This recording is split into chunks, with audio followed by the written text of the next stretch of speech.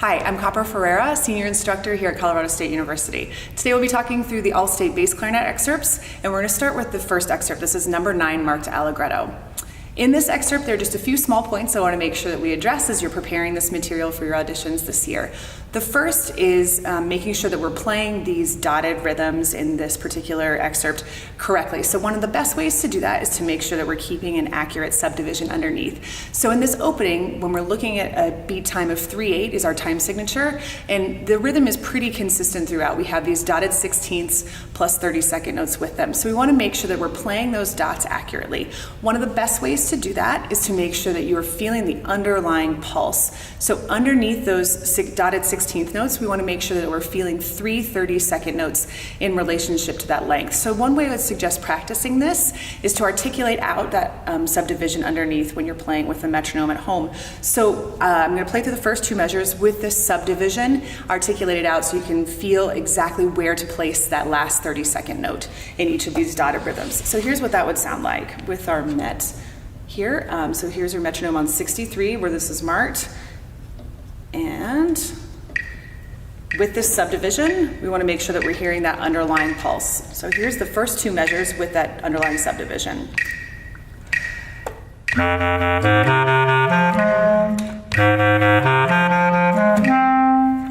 So being really accurate about where you place that 30-second note after the dotted 16th note is going to be one thing that's important throughout this excerpt. Then the other thing that I want to make sure that we're kind of dealing with here is emphasizing the strong parts of the beat. Because we're in 3/8, we want to make sure that we're really putting a lot of emphasis on beats 1, 2, and 3. So one example of this is in measure 3. We want to make sure we're really supporting the C, the A, and then the F sharp. So we want to be feeling those big, strong beats a little more heavily than we're feeling the notes that occur right after them. So one way to practice something like measure 3 would be to leave the 30-second notes out and just really practice focusing your energy on those big beat patterns in measure 3. So one way I would kind of practice that is to take out the 30-second notes in those bars and just play the big beats. So here's bar 3 and bar 4, just emphasizing those big beats.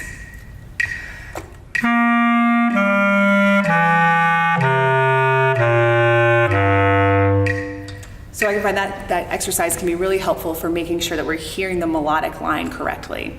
Another thing to make sure that you're really dealing with, the only real differentiation of rhythm in this particular excerpt are the triplets in the second to last measure. So you want to make sure that when we're relieving this subdivision of 30-second notes within our dotted 16ths, that we're able to make that transition to the triplets in the penultimate bar accurately. So when we're subdividing 30-second notes, we're hearing 4 of those in one beat, and we have to move from feeling 4 to feeling 3 in the triplets. So the triplets in the second to last bar, the tendency is going to be for them to rush. They're actually slower than that 30-second note subdivision that you would have, say, in like the third to last measure. So again, you might find it really helpful to kind of practice just making the transition from those 30-second note passages into that triplet 16th note passage into the penultimate bar. So I would spend some time kind of focusing on the transition from the third to last measure into that second to last measure so you can make sure that those triplets are played accurately. And again, as much work as you can do with a metronome here, it can be really helpful. So I'll just kind of play through that transition, the third to last bar moving into the second to last bar, so you can kind of hear how we're moving from this subdivision of 4 into a subdivision of 3.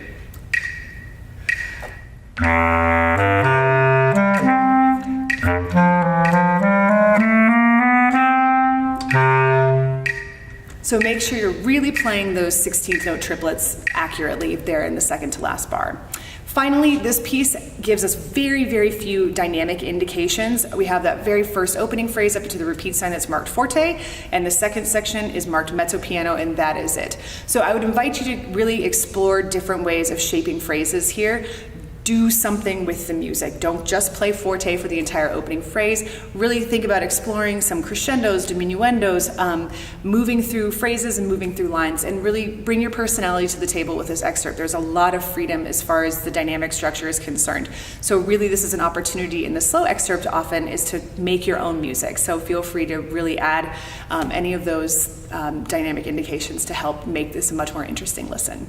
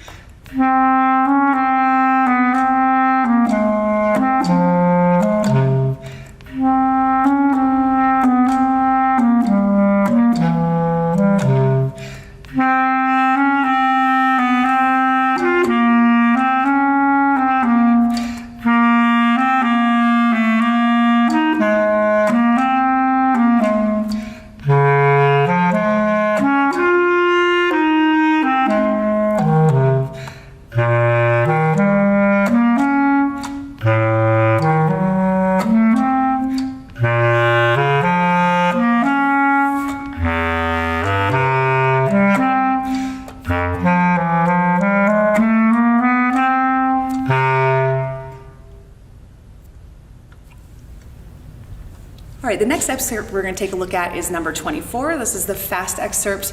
It's marked vivace. So again, making sure you're really paying attention to the metronome marking at the top, 92, not terribly fast.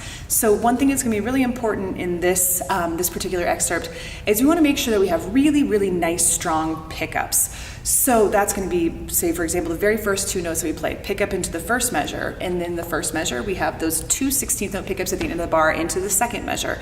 In the second measure we have a 2 16th note pickup into the third measure. So anytime you have these 2 16th note pickups into the next group of phrases, I would really take some time to make sure we're really portraying those accurately. Nice, strong pickups, a little bit of separation between them, just to make sure that we're making those transitions to those new registers a little bit more clearly. So I would just spend some time kind of working on just those pickups, the 2 16th note pickups into the bars, and connecting them to the first 16th note of the following measure. So one example of this is just going to be that very first pickup in the beginning, spending a lot of time in making sure you have a clean transition from those pickups to the downbeat of the next phrase.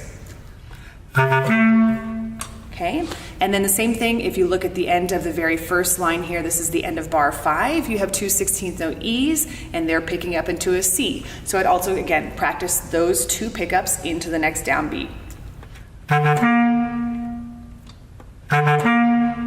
And just making sure you're getting really clean motion into those downbeats, but we're hearing the pickups as the start of the phrase and not as a tail end of the previous phrase. Another thing that's really helpful is to make sure here, very similarly to the slow etude, is that you're really emphasizing the first note under each of these groups of slurs. So we have 2 16th note patterns that are slurred together. What we really want to make sure that we're hearing is that underlying line of the first of those 2 16th notes, the first note under the slur. So we really want to hear the sort of descending scalar passage as we're working through this material. So if we were going to take a look at the second line down, the the fourth measure in, I'm going to play this with just the first of each note underneath the slur and really think about that being the line that we want to direct towards. So here's from the downbeat of the fourth measure of the second line. We want to hear that descending motion. So I'm going to play both the fourth measure and the fifth measure now to hear how those kind of move downwards here. So we're going to play from the fourth measure of the fifth line all the way up until the repeat sign, just playing those first notes under the slur so we can draw our ear towards that descending line.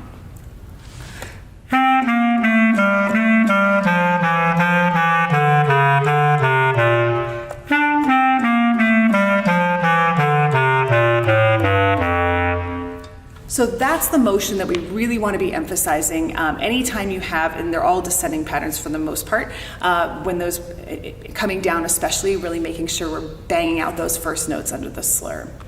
Another thing that's really important in this excerpt is to play with a steady tempo. It's very easy when we have running strings of 16th notes for the time to want to push and pull a little bit. So lots of practice with the metronome here just to make sure we're really, really feeling those beats strongly, and you can kind of feel where you want to push a little bit with the tempo, we want to go a little faster, and sometimes where we want to drag. So making sure that we're being really consistent in our expression of that quarter note equals 92 is going to be really important here. And then lastly, very similar to the slow excerpt in this fast one, there are no dynamic markings other than the mezzo forte at the very beginning. So again, feel free to kind of make some phrases, make some music, do something here. It's great that you can play the notes and the rhythms. Those are all very important, but it's really important that you're also playing the music. Make it something that you would want to listen to and that other people would want to listen to as well. So feel free to take some thought and really create a line and some music that is your own.